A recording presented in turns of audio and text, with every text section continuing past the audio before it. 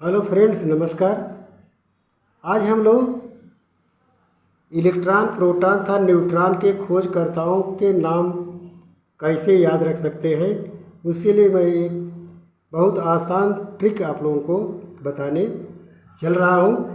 Please इसको ध्यान से सुनिए और देखिए, हम जानते हैं कि इलेक्ट्रॉन, प्रोटॉन तथा न्यूट्रॉन परमाणु के सबसे छोटे भाग हैं जो परमाणु के नाभिक में स्थित होते हैं।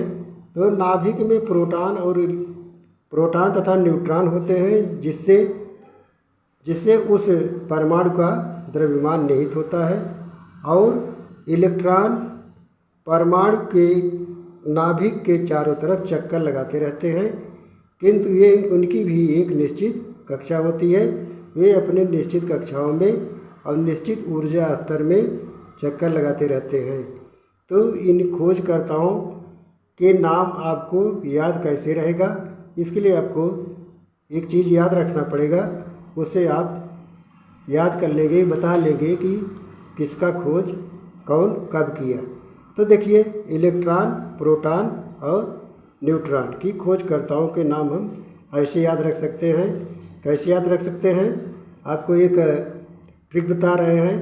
देखिए, ईटा पर नाचे, लिखिए ईटा पर नाचे। तो इस तरह से आप इतने से याद रख सकते हैं कि इलेक्ट्रॉन की खोज करने वाला कौन है। तो इलेक्ट्रॉन की खोज करने वाले कौन हो गए?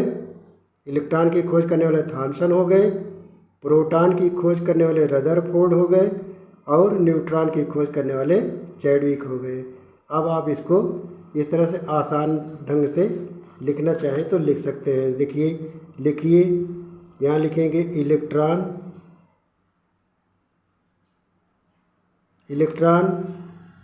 तो इलेक्ट्रॉन की खोज करने वाले कौन हैं? अच्छा, इलेक्ट्रॉन पर आवेश कौन सा होता है? इलेक्ट्रॉन पर ऋण आवेश होता है और इसको हम ई से प्रदर्शित करते हैं। इसको इस तरह से ई से प्रदर्शित करते हैं। और इसकी खोज करने वाले कौन हो गए?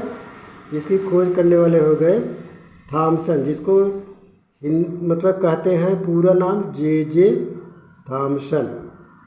इनका नाम है जे थॉमसन। तो जे थॉमसन ने इलेक्ट्रॉन की खोज की। और अब देखिए, ईटा पर नाचे, पर से यहाँ पर हो जाएगा प्रोटॉन। आप यहाँ लिखिए प्रोटॉन, ये हो गया प्रोटॉन। प्रोटॉन पर धन आवेश होता है और इसको पी से प्रदर्शित करते हैं। और इसकी खोज करने वाले कौन है? रदरफोर्ड। आप लिख सकते हैं